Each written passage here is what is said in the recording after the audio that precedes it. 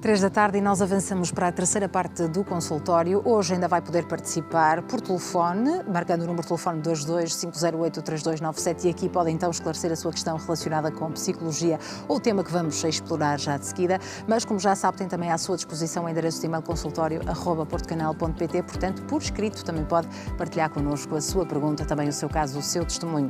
E antes do intervalo deixei aqui uma questão no ar. Saberão os mais pequenos lidar com a frustração de uma derrota, por exemplo? Vamos precisamente saber se sabem ou não e a importância do equilíbrio no desporto. Está connosco o Dr. Ivandro Soares Monteiro, psicólogo clínico, psicoterapeuta e também professor universitário, a quem agradeço a presença, Sr. Doutor. É um gosto recebê-lo no consultório. Muito obrigada.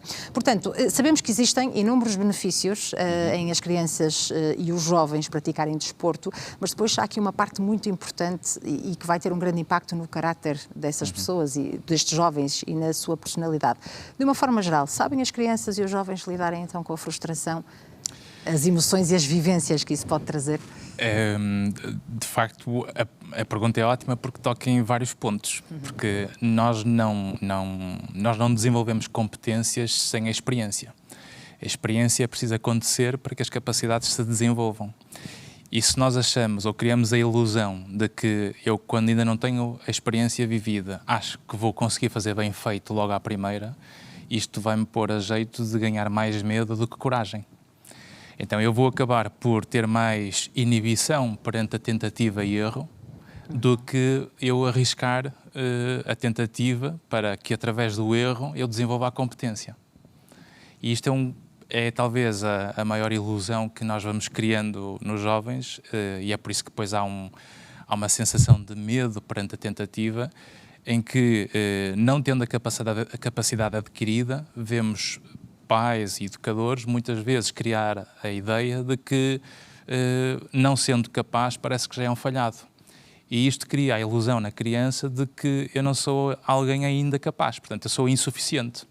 E quando um jovem ou uma criança, principalmente quando é criança, que a maturidade ainda está bastante verde, não é? E não conseguiu ainda perceber que a vida só consegue alavancar crescimento através da tentativa, da falha e do erro, nós nunca vamos conseguir ganhar coragem perante as adversidades, porque a coragem precisa do medo da equação. Se eu tiro o medo da equação, eu matei a coragem.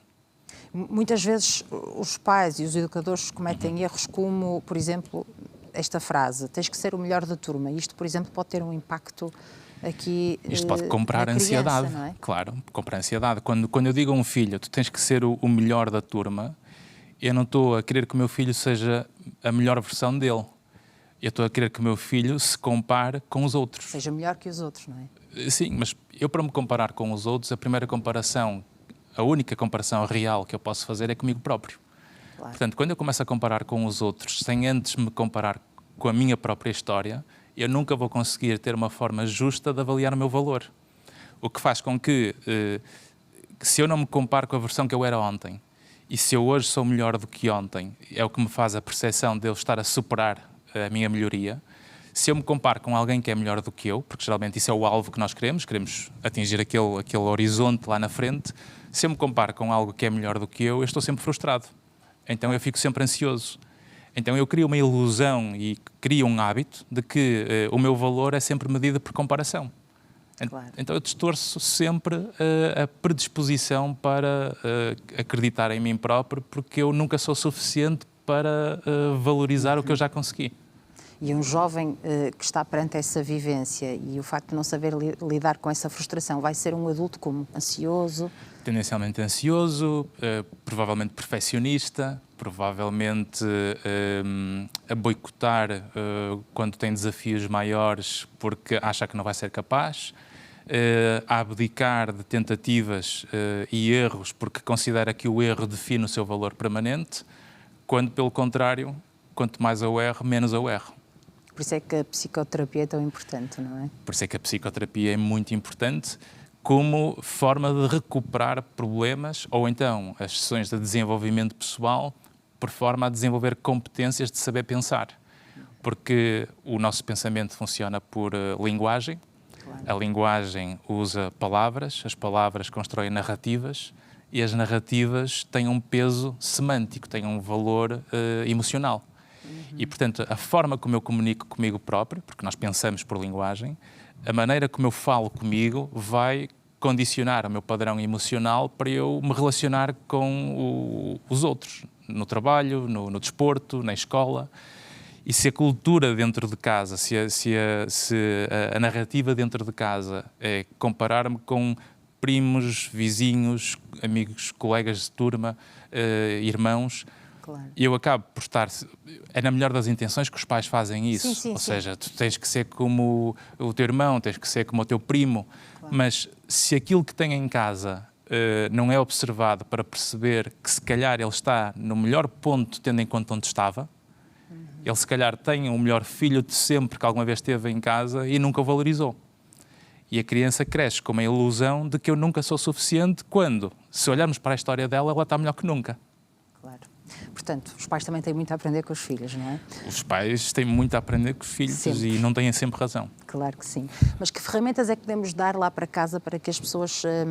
os educadores consigam aqui fazer com que os seus filhos cresçam saudáveis no desporto e que consigam compreender que umas vezes ganhamos, outras vezes perdemos. Porque todos os domingos eu vejo muitos pais e avós a insultarem nos estádios os árbitros e os meninos das outras equipas que não a equipa dos filhos e, portanto, isto também aqui vai, de certa forma, afetar os mais pequenos, não é? Certo, certo. É assim, a competição não é uma coisa má. A competição move-nos para nós querermos ser melhores.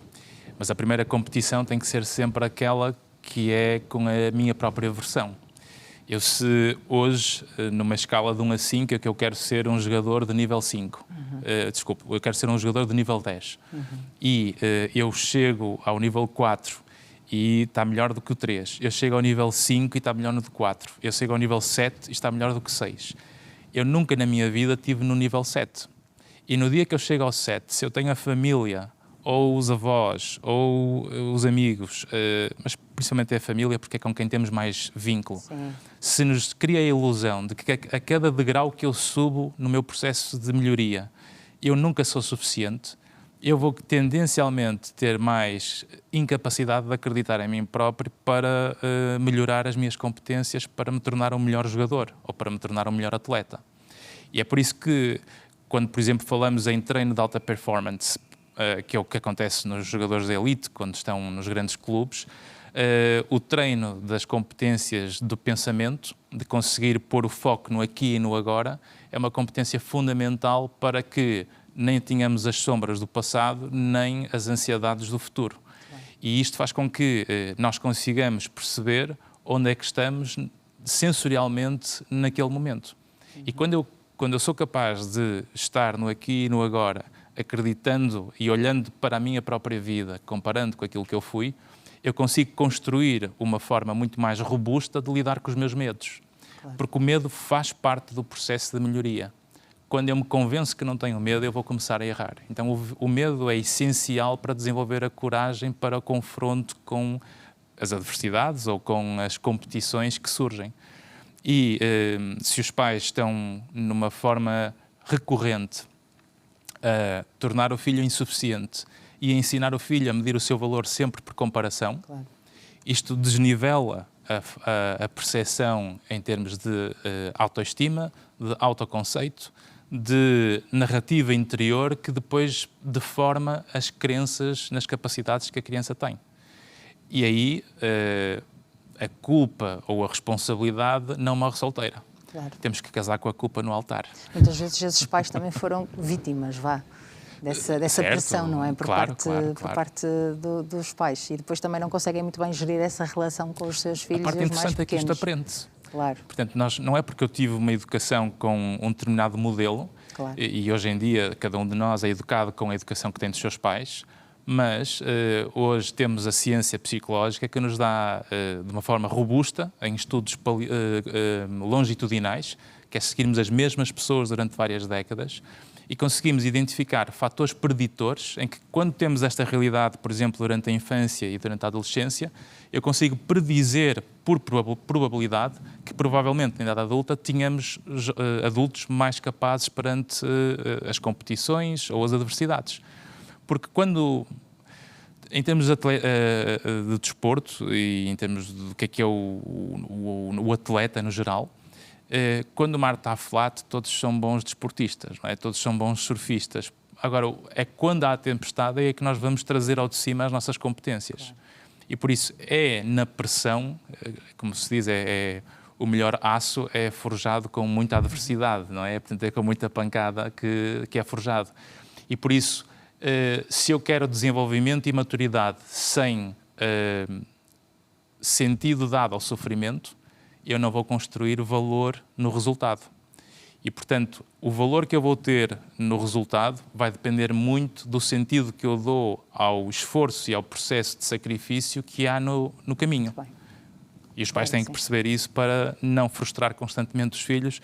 É sempre a mesma coisa, falhaste outra vez, é sempre o mesmo, o teu primo faz melhor, o teu colega faz melhor, vais ficar no banco outra vez, tu vais ficar de castigo. Ou seja, é uma penalização por tentativas, em vez de ser uma percepção de superação pela tentativa. Então eu sou sempre insuficiente, o que me amedronta perante os problemas, não é? E essas frases ditas 1, 2, 3 vezes, não é? A criança começa a interiorizar de tal forma que não é suficiente. Passa a ser normal, se calhar é mesmo assim, se calhar eu sou mesmo assim, não é? Origem a adultos frustrados, ansiosos, deprimidos. E é assim que acabam muitas carreiras no futebol e no desporto no geral, não é? Portanto, acabam por... as frustrações são de tal ordem que, curiosamente, é pela forma como eu lido com as frustrações que eu construo o meu valor. Porque nós pouco pensamos na vida quando corre bem. É quando corre mal que nós desenvolvemos competências, que é quando nós somos capazes de analisar os nossos problemas com muito mais detalhe. Então, o sofrimento que surge na frustração tem uma função de construção de valor, que nós deitamos sempre fora porque não queremos sentir aquilo. Mas como é inevitável, se eu aproveitar e tirar lições dessa fase, se calhar eu fico muito mais capaz de melhorar na próxima tentativa. Claro, é sempre mais fácil mascarar algumas dessas emoções, não é? Não lidar com elas. Não é? Mas depois é um efeito bola de neve, imagino eu, não é? Mais à frente vai haver um dia em que vamos a explodir. Sr. Doutor, tem mais de 20 anos dedicados à psicologia e ao ser humano. Culminam agora também no seu terceiro livro, já vai no terceiro livro, e vem muito de encontro àquilo que estamos aqui a falar, não é? Sobre a consciência do aqui e do agora e de que podemos mudar precisamente por aquilo que fazemos. Exatamente. O que é que nos diz este livro, este seu terceiro livro? Se nós pegarmos numa componente do desporto, porque acho que é um bom exemplo, porque lido bastante com pais e na área do desporto, um trabalho que é feito, acima de tudo, tem muito a ver com o ensinar a pensar, os jovens ensinar a pensar nos problemas e a dar sentido ao sofrimento para aumentarem o seu sentido de responsabilidade individual. E os pais também aumentarem o sentido de responsabilidade individual, por forma a que não se tornem vítimas das suas histórias. Porque a vida acaba por ser muito mais aquilo que nós fazemos com o que nos acontece do que aquilo que nos acontece propriamente dito. E isto é importante clarificar, ou seja, nós temos sempre muito mais explicações para justificar as nossas falhas e erros por causa do que nos aconteceu, porque os meus pais não me apoiaram no desporto, porque os meus pais me retiraram ou castigaram, ou porque eu sentia-me sempre insuficiente e por isso eu não suportava a dor e o sofrimento das comparações, então preferia abdicar do jogo e do desporto.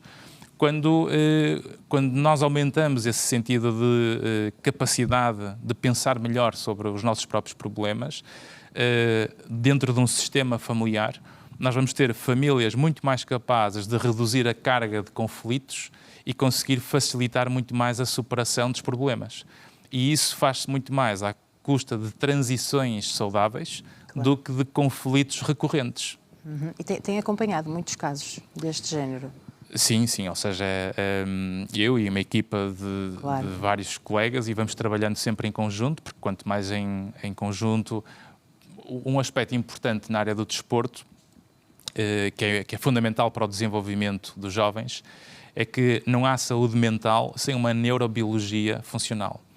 E por isso importa respeitar a biologia, que é a base, porque nós pensamos, porque temos um cérebro que existe num corpo, e nós temos que perceber a importância dos ritmos biológicos, como o sono, as rotinas que as famílias têm em casa, com horas de deitar, horas de acordar, a capacidade que a família tem de comunicar uma com a outra, nos elementos da família, e evitar ao máximo estarem a jantar ou a almoçar, mas essencialmente a jantar, porque aí já está a família junta em casa, cada um a olhar para os seus telemóveis, jantarem com tablets ou com telemóveis à frente do seu prato, num comportamento em que não há comunicação familiar, e a única comunicação que há quando a família abre a boca é para a crítica ou para destruir as tentativas que os jovens fazem. E, portanto, se o mundo com quem eu tenho um vínculo se fala para mim de uma forma castradora ou punitiva, eu aprendo a não comunicar com quem gosto. Então eu fecho-me nos meus problemas. E o que nós sabemos, de um ponto de vista da literatura científica, é que quando calamos os nossos problemas, eles duram mais tempo. Também sabemos que quanto menos capacidade nós temos de pensar nos nossos próprios problemas, ou seja, quanto pior é a nossa consciência dos problemas, mais o nosso corpo fala sintomas, ou seja, o corpo vai manifestar sintomas. Sem dúvida, sim. Palpitações, tremuras, tensões musculares, insónias, e tudo isto acontece nos jovens, tudo isto acontece nas crianças, principalmente quanto mais infantil, mais o comportamento se manifesta, mais a forma dos problemas ou o sofrimento se manifesta por comportamentos. Nos rapazes, a manifestação dos problemas é mais comportamental, ou seja, é mais de agressividade, é mais de isolamento, de fugirem para comportamentos mais aditivos, tipo jogo, que é uma coisa péssima. Os pais hoje têm um medo enorme de educar os filhos e deixam os filhos ficar de manhã, de tarde e à noite fechados no quarto e ainda por cima vão-lhes levar a comida, eles não podem vir à cozinha ou à sala para comer com os pais. E depois isto cria um hábito que quando os pais querem mudar isso, os filhos já não querem sair do quarto. E os pais, com medo de que os filhos não gostem deles, mantêm esse comportamento. Quer dizer, se nós não temos referências e a âncora da educação nos adultos, as crianças é que precisam dos pais para ganharem competências pró-sociais de encaixarem no mundo. Se eu, enquanto pai, abdico da minha capacidade de educar um filho porque não quero que o meu filho não goste de mim, eu estou a ser pior pai do que eu ser mais exigente a dar a referência e a dar a instrução de que nós temos que conversar sobre isto, porque tu não vais fazer o que tu queres quando, neste momento, isto está a causar-te dano a ti e a nós. Mas é importante dizer lá para casa também que nunca é tarde demais. Nunca é tarde demais, nunca. Todos nós podemos aprender e, se calhar, muitas vezes não se muda os comportamentos nas famílias porque mantemos os mesmos processos de comunicação. É por isso que quando vemos, por exemplo, nas consultas de psicologia ou de psicoterapia, as famílias, quando há jovens e crianças, vêm geralmente as crianças com a família dentro do consultório, em que nós vemos aquela dinâmica de comportamento. E, curiosamente, depois deles exprimirem o relato, porque geralmente os pais não sabem o que fazer quando já vêm em pânico com a situação, nós vemos nos olhares, na interação entre eles durante a consulta, como é que aquela família funciona. Por isso é que nós gostamos de ter a família presente, porque eu vejo a forma como eles comunicam, ou como é que se atropelam na comunicação. Ou a falta de comunicação. Ou a falta de comunicação. Claro. E isso, quando eu estou a dar uma mensagem, por exemplo, ao jovem, e tenho a intenção clara de que os pais ouçam, nota-se o quanto atrapalha alguns pais ouvirem certas realidades que não é a minha opinião, é aquilo que a ciência diz. E se eu tenho a maturidade e a humildade de aceitar que, se calhar, a minha educação não foi a melhor neste território com os meus pais ou com a minha família, eu vou ter a arte e engenho de saber aproveitar o que a ciência me diz, de alguém que me dá conteúdo, não de opinião, mas cientificamente sustentado, para eu tentar melhorar a minha forma de educar, porque eu, enquanto pai, se souber intervir melhor, vou ter um filho que eu gosto mais dele e ele vai gostar mais de mim. E isso custa. Tem um processo que demora a desenvolver. Então, quanto mais eu consigo ter a paciência, a tolerância de perceber que nós não vamos conseguir fazer bem feito nas primeiras tentativas, leva-nos ao que nós falávamos no início, da importância do erro, da falha e da tentativa. Nós só conseguimos desenvolver capacidade e competências quando nós aceitamos que errar e tentar e falhar vai fazer parte do processo. E isso vai nos pôr sempre muito mais maduros, em vez de ficarmos amargos. Muito bem. Muito obrigada pela sua presença, Sr. Doutor, e por esta explicação. Vamos ouvir os nossos telespectadores. 2250832997 é o número de telefone que pode marcar para se inscrever e participar no programa de hoje. Já sabe que tem também à sua disposição o endereço de e-mail consultório@portocanal.pt. Psicologia é a especialidade que está em cima da mesa. Vamos fazer um curtíssimo intervalo, quando consigo, daqui a uns minutinhos. Até já.